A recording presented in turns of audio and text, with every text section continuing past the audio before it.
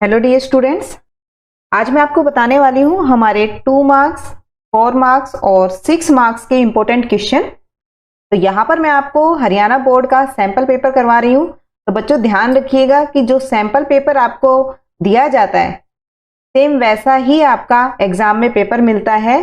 तो आप ये जो सैंपल पेपर के क्वेश्चन मैं बता रही हूँ, इस टाइप के जितने भी क्वेश्चंस आपको मिलते हैं आपकी बुक में, वो सारे क्वेश्चंस आप करके जाएंगे, वो छोड़ के नहीं जाने हैं आपको। तो यहाँ पर सैंपल पेपर का जितने भी क्वेश्चंस हैं आपको वो मैं करवा रही हूँ। आपको यहाँ पर बताया गया है 6 क्वेश्चन जो हैं आपको 2 मार्क्स के मिलने वाले हैं, 4 क्वेश्चन आपको 4 मार्क्स के मिलेंगे और 2 क्वेश्चन आपको 6 मार्क्स के मिलने वाले हैं। तो इस पेपर को स्टडी करने के बाद आपको ये श्योर हो जाएगा कि आपका जो पेपर है वो किस टाइप का मिलने वाला है और कैसे क्वेश्चन आपसे पेपर में पूछे जाएंगे। देखिए, फर्स्ट में पूछा गया y equal to tan inverse 2x upon 1 minus x square. देखिए बेटा, इस टाइप का जब भी क्वेश्चन पूछा जाता है आपको, तो यहाँ पर कोई ना कोई ट्रिग्नोमेट्रिक फंक्शन रखने से हमारा फॉर्मूला बनता है। तो ये फॉर्मूला अगर आपको याद हो, आप tan थीटा रखेंगे, थीटा रख रहे हैं तो tan 2 थीटा का फॉर्मूला बनेगा। देखिए यहाँ से, और 2 थीटा में फिर आपको यहाँ पर थीटा जो है यहाँ से वापस से आप लेके आएंगे, जो कि बनेगा tan inverse x। tan inverse x रखा आपने और tan इनवर्स x का डेरिवेटिव मैंने आपको बताया हुआ है 1 अपॉन 1 प्लस एक्स स्क्वायर, 2 आपका मल्टीप्लाई में। तो ये जो आंसर आपका इसका क्वेश्चन का आता है, डेरिवेटिव भी पूछा गया था।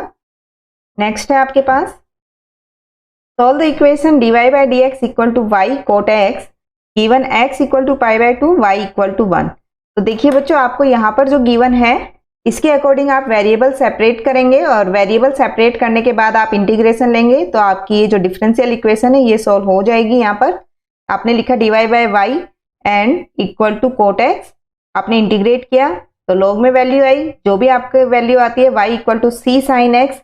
आपने यहाँ पर क्या किया है, वो गिवन थी x equal to pi by 2 and y equal to 1, आपने पुट किया, कॉन्स्टेंट की वैल्यू आई और वापिस से आपने y equal to C sine x, जो कांस्टेंट की वैल्यू थी c पुट की है, तो आपके पास फंक्शन आ जाता है ये y equal to sine x.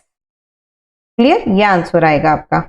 ये था 2 मार्क्स का क्वेश्चन। नेक्स्ट आपको दिया हुआ है the probability that A bulb will fuse with in an year is 0.05, find the probability that out of 5 bulb 3 bulb will fuse with in the year.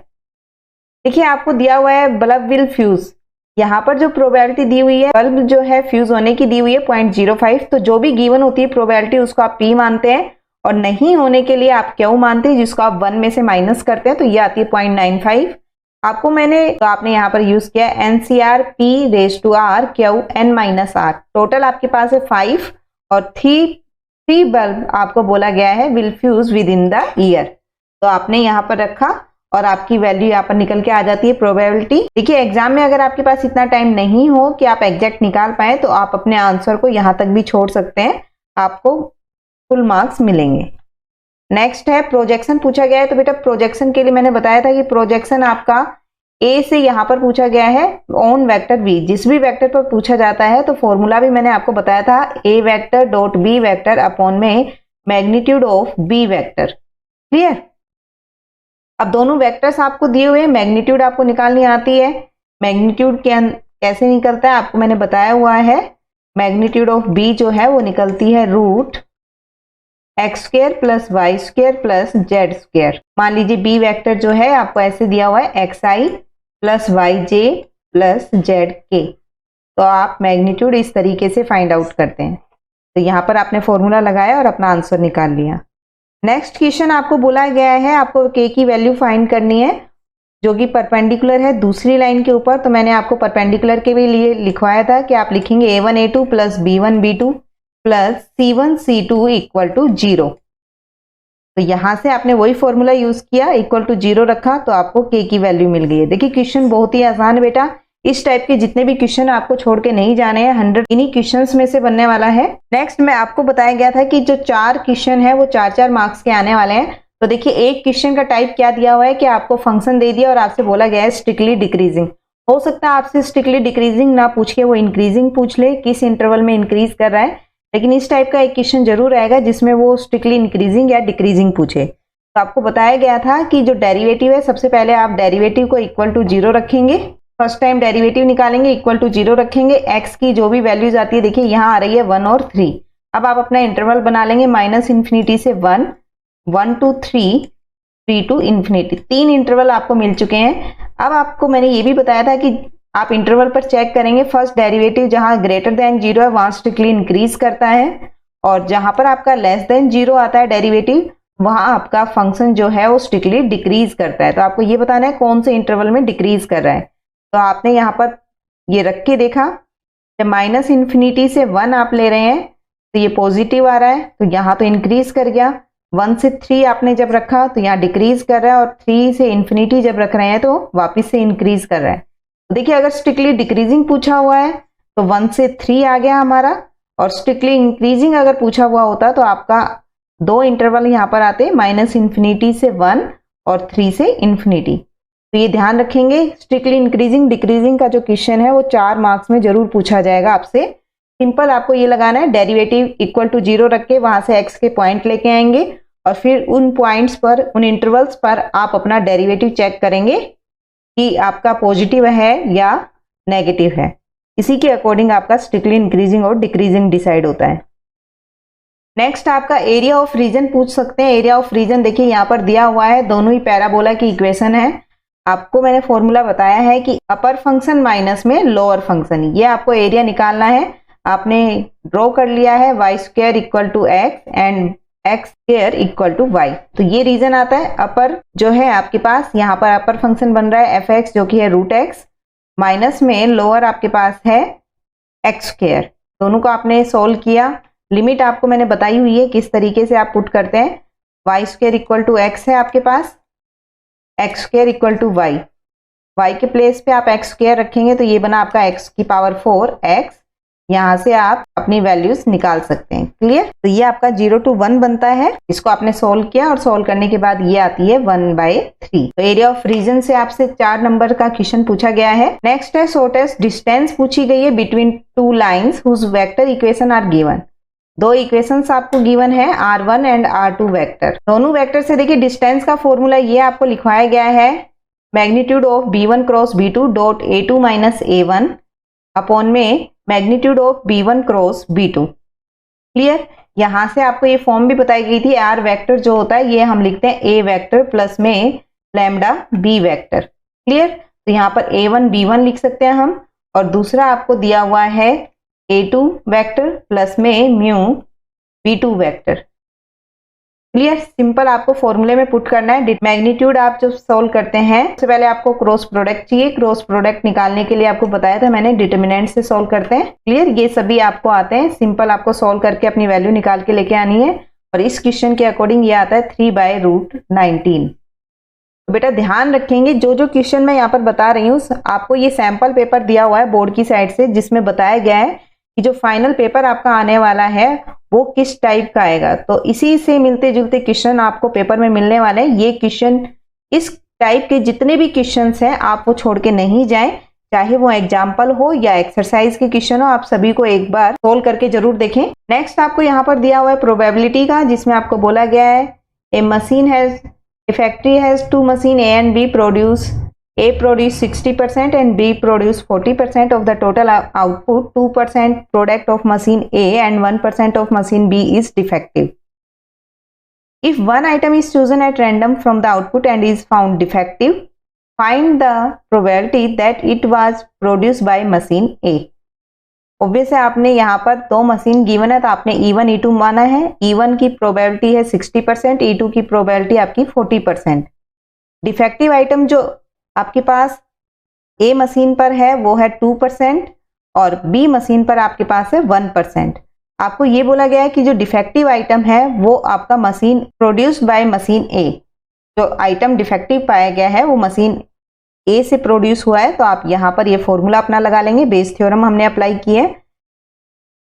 तो यहाँ से आप अपनी वैल्यूज पुट करेंगे और सॉल्व करने पर आपके पास आंसर आ जाता है 3/4। ये सभी क्वेश्चंस आपको करवाए हुए हैं। नेक्स्ट में देखिए 6 मार्क्स के 2 क्वेश्चन मिलने वाले हैं। तो एक क्वेश्चन आपको मिलेगा डिटर्मिनेंट से, यानी कि चैप्टर नंबर 4 से। तो आपको डिटर्मिनेंट की वैल्यू पूछेंगे, या फिर आपसे ये पूछा जा सकता है कि आपके पास एक्स वाई जेड की वैल्यू बताइए। तो सबसे पहले देखिए डिटर्मिनेंट यहाँ पर आपको दिया हुआ है कि आपको ये शो करना है कि ये जो डिटर्मिनेंट है वो a plus B plus C की क्यूब आने वाला है। तो आपने सिंपल यहाँ पर रो ऑपरेशन फिर आपने कॉलम ऑपरेशन लगाया, इस तरीके से आपने इसको सोल्व करके लास्ट में इसके इक्वल दिखा दिया है a plus B plus C की power whole cube. Clear, simple है डिटर्मिनेंट सोल्व करने। बस ये ध्यान रखिएगा कि राइट हैंड साइड में क्या दिया हुआ है उसी के अकॉर्डिंग हम सोल्व करते हैं। नेक्स्ट है आपके पास, देखिए यहाँ पर मैट्रिक्स दी हुई है आपको सिस्टम ऑफ इक्वेशन और आपसे बोला गया है कि एक्स वाई जेड की वैल्यू निकालिए। तो देखिए आपके पास ये जो फॉर्म होती है ये ए एक्स इक्वल टू बी है। तो यहां से आप ए इनवर्स से मल्टीप्लाई कर रहे हैं तो आप लिखेंगे x equal to A inverse B. A inverse निकालने का फॉर्मूला होता है adjoint A upon determinant A. Clear, तो आपने यहाँ पर एडजॉइंट ए निकाला, ए इनवर्स निकाला जो कि हमारे पास है A inverse equal to adjoint A upon determinant A. इसके बाद आपने उसको b से मल्टीप्लाई किया और b से मल्टीप्लाई करने के बाद आपके पास यहाँ पर x की वैल्यू मिल जाती है। x की वैल्यू है 1, y की है आपके पास 2 और z की है 3। एग्जाम में अगर आपके पास टाइम हो तो बेटा एक बार काम जरूर करें आप, जब आप वैल्यूज निकाल लें तो यहाँ जो इक्वेशंस गिवन है आप अपनी वैल्यूज यहाँ पुट करके जरूर वेरीफाई कर लें कि आपने जो एक्स वाई जेड की वैल्यू निकाली है वो सही है या नहीं, क्योंकि 6 मार्क्स का क्वेश्चन है, अगर आप गलत करके आते हैं तो आपके नंबर यहाँ पर कट जाएंगे। तो ये आप जरूर ध्यान रखें कि एक्स वाई जेड की जो वैल्यूज है वो इक्वेशन को सेटिस्फाई करती हैं या नहीं।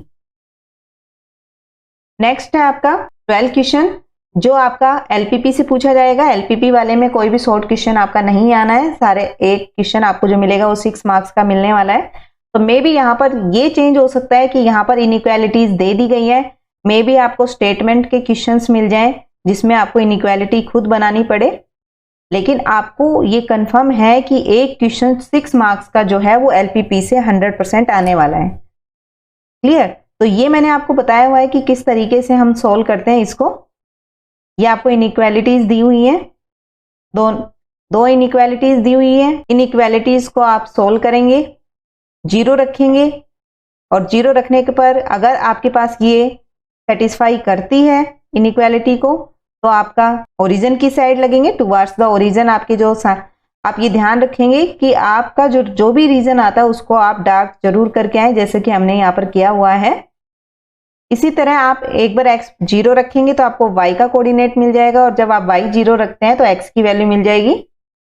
x और y दोनों की वैल्यू मिलने के बाद आपको कोऑर्डिनेट्स मिल जाएंगे 2 और उससे लाइन इजीली ड्रॉ हो जाती है।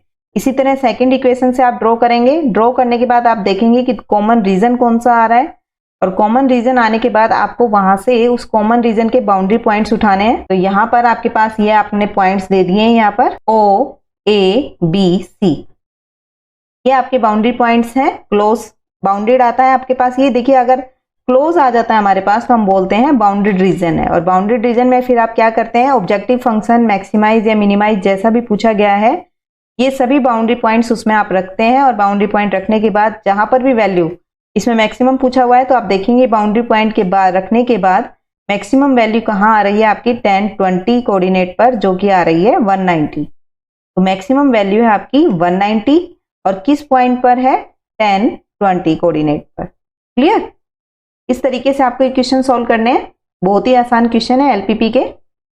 नेक्स्ट देखिए इसमें भी आपको कांस्टेंट्स गिवन है लीनियर इनइक्वालिटीज को। इसके बाद आपको यहाँ पर x 0 रखा तो आपको y 1 मिला, y 0 रखते हैं तो x आपको मिला है 3। दो कोऑर्डिनेट आ गए हैं, आपने लाइन ड्रॉ किया और 0 रखने पर सेटिस्फाई नहीं कर रहा है इसलिए आपका अवे फ्रॉम द ओरिजिन आता है, ऊपर की तरफ आता है।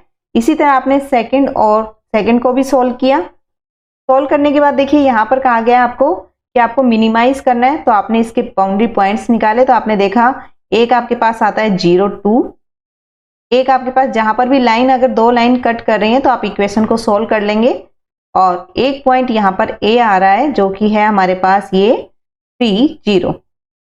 आपका ये जो रीजन आता है ये अनबाउंडेड रीजन है, ध्यान रखिएगा अनबाउंडेड रीजन। अब यहाँ पर मिनिमम वैल्यू पूछी गई है तो आपने ये वैल्यूज पुट की है और वैल्यूज पुट करने के बाद आपने देखा कि मिनिमम वैल्यू आ रही है आपके पास 7। अगर इसमें हमसे मैक्सिमम वैल्यू पूछते हैं तो इस रीजन में मैक्सिमम वैल्यू आपको कभी नहीं मिलेगी क्योंकि आपके पास देखिए जो भी ये रीजन आ रहा है इससे ऊपर आप कोई भी पॉइंट रख सकते हैं, जो भी पॉइंट रखेंगे उसी के अकॉर्डिंग आपकी मैक्सिमम वैल्यू मिलना स्टार्ट हो जाएंगी। ठीक है, तो इससे ऊपर का सारा एरिया ही सेटिस्फाई करता है, तो हम यहाँ पर कोई भी एक फिक्स पॉइंट नहीं बता सकते हैं। लेकिन हाँ मिनिमम जो है, क्योंकि फर्स्ट क्वाड्रेंट है, एक्स भी पॉजिटिव है, वाई भी पॉजिटिव है, और जेड जो फंक्शन हमें गिवन है ऑब्जेक्टिव फंक्शन, इसमें भी प्लस के साइन है।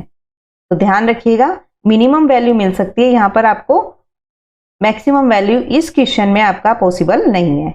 तो ये था आपका सैंपल पेपर जो बोर्ड ने प्रोवाइड करवाया था, और आपको मैंने बता दिया है कि किस टाइप के क्वेश्चन मिलने वाले हैं।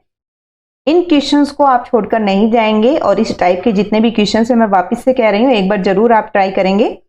और 1 मार्क्स के जो 40 क्वेश्चन आने वाले हैं उनकी वीडियो भी हमने बना रखी है, आप वो जरूर देख के जाएं, आपको बहुत ही हेल्पफुल रहने वाली है। आपको जितने भी 12th क्लास में फॉर्मूले आएंगे वो सब भी हमने बनाए हुए हैं, सभी फॉर्मूलों की हमने 2 वीडियो बनाई हुई है, 1 to 6 एंड 7 to 13, वो भी एक बार आप जरूर देखें। And all the best for your exam. तो थैंक यू, टेक केयर।